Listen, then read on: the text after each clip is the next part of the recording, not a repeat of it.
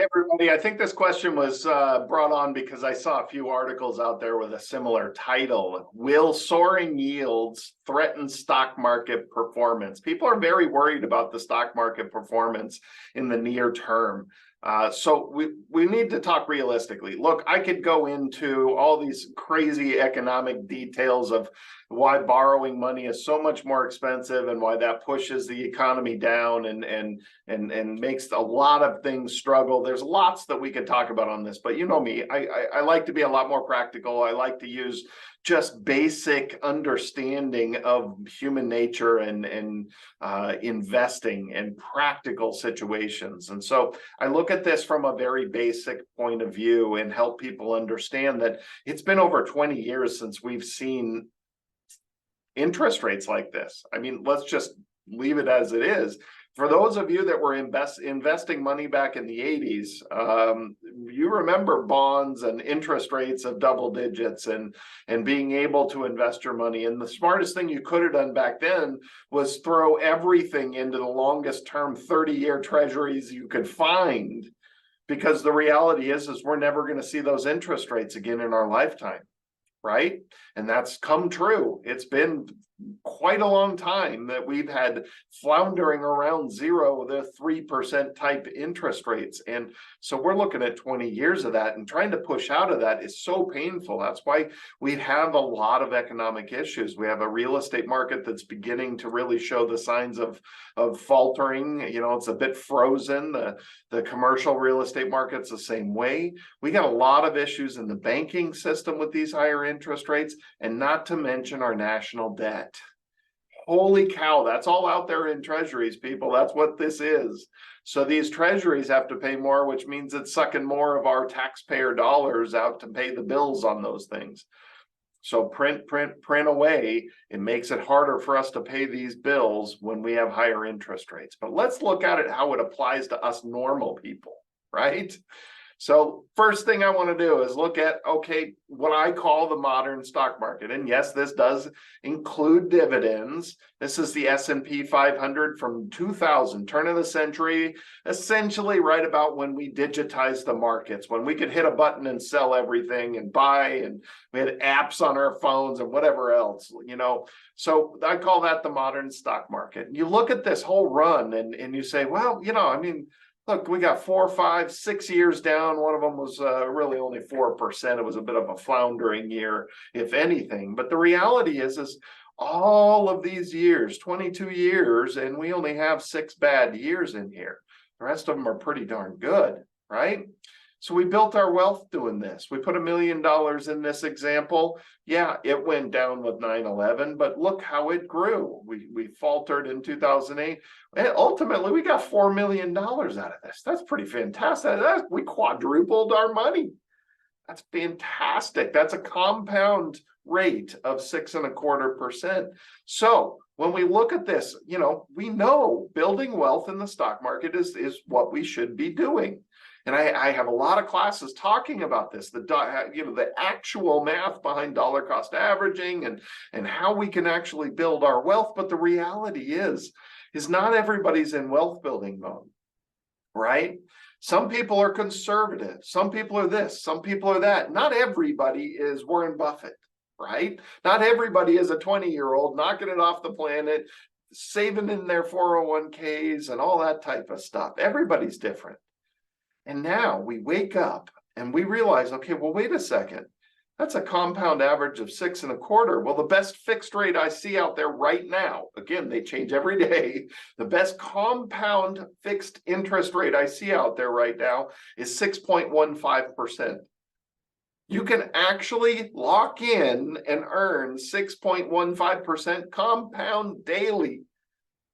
Well, how does that compare to the stock market? Well, it compares pretty darn similarly without the roller coaster, without the chance. And now we start looking at this from a practical standpoint, and we say, well, okay, building wealth, if we start seeing 6% compound daily, interest rates out there, how much do we really want to have in the stock market? We start questioning this. Okay, So wealth building, stock market has always been the place to build wealth. I have no problem with it. And I'm still got my money in the stock market. But there's a big but. This is starting to get really tempting. And don't think about just you. Think about everybody else. Think about retirees. Think about international. International, their countries have zero interest rates. Some of them have negative interest rates. There's very low interest rates at the majority of the countries out there.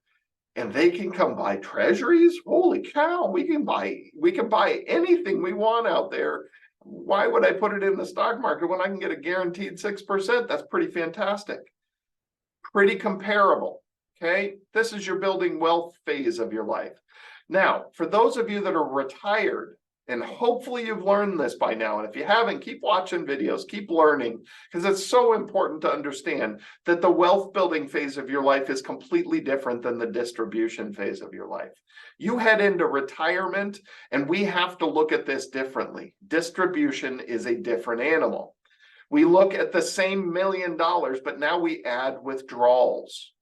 Okay, so all I am is modeling $40,000 coming out from $1 million every single year. And if we're making 6%, we should be fine, right? So you put $1 million in, the market goes down, you keep pulling your 40,000 out every year, and then the market rockets, and that helps you recover and build that portfolio. Oh, then we hit the big bump in the road in 2008. Have dragged it down, but holy cow, we had great time after that. Went up and up and up and up and up and up and up, and we ended up with pretty close to what we started with. Kind of strange though, think about that. We put in $1 million, we only pulled 4% out, and we did less than break even at the end of this, but this says we earned 6.25. That's because, if you haven't learned this yet, mathematical averages mean nothing when you take money out of your portfolio. The day you take $1 out, you change the math. That compound return when we were building wealth is not relevant. It's not relevant. We changed the math. A mathematical average is meaningless. We didn't make 6.25%. We couldn't have. We only pulled 4% out, and we have less money. We did not make it because we changed the math the day we took $1 out of there. So now we have to ignore those mathematical averages. It was accurate in the previous slides. It's not accurate on this slide.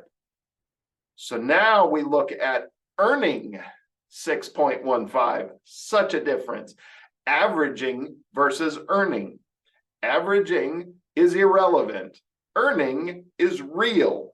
We got to understand the difference. Earning 6.15% every year here, $1 million goes in, you're pulling 40,000 out every year. You never have to worry about anything. You still got 1.9 million after these 22 years. You could have been pulling out more if you wanted to. You could have pulled out $61,500 and never touched principal, right? So very important to understand that people that are in their retirement years that do want to use their money, we are back in a world where you could theoretically ladder CDs. The problem is the CDs aren't available out there for the longer term. And that's why the big argument to this is, well, I could lock it in, but how long could I lock it in for? The best thing I've seen out there, 10 years is 6.05, only 0.1% different. You can lock in over 6% for 10 years right now. And that's what people should be thinking about, right? Most everybody doesn't believe interest rates are going that much higher, if at all, okay? And vast majority of people think that we're going to waver at some point and start pulling these interest rates back down. There's so many economic reasons that we need to pull these interest rates back down. And also we have elections coming up too. So there's a reason to bring them back down as well, to spur more economic growth. We all want that to get elected, don't we? So the reality is locking in these fixed interest rates for as long as possible is probably a good bet right now. All right, hopefully that's a useful point of view, because the rhetoric and talk about this and economics of that, and that can be just endless discussions with a beer in your hand, enjoying it with friends. But this is really where the rubber meets the road, and understanding who needs to be considering some of these higher fixed interest rates versus who should still be utilizing the stock market.